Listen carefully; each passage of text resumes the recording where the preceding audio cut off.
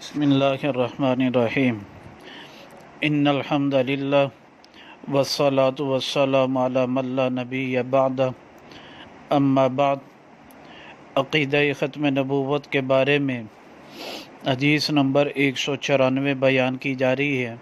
یہ حدیث مبارکہ سنن ابو داود جلد نمبر 2 صفحہ نمبر 240 رقم الحدیث 4291 ہے۔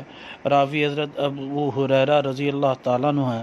وہ فرماتے ہیں کہ نبی پاک صلی اللہ علیہ وسلم نے فرمایا ان اللہ یبعث لہذہ الامہ علی رأس کل 100 سنۃ، ہر سال اللہ تعالیٰ بھیجیں گے اس امت کے لیے ہر 100 سال کے آخر پر من یجدد لہا دینہا، اس شخص کو جو اس کے لیے اس کے دین کو نیا کر دے گا۔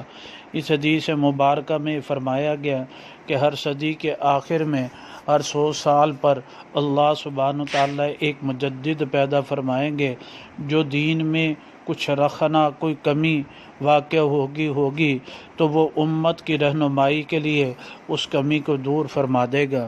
اس سے یہ معلوم ہوا کہ آپ علیہ الصلاۃ والسلام کے بعد نئی شریعت، نیا دین، نیا پیغمبر، نیا رسول نہیں آئے گا، ہم مجدد آ جائے گا۔ اللہ سبحانہ وتعالی صحیح سمجھ عمل کی توفیق نصیب فرمائے۔ بسم اللہ الرحمن الرحیم۔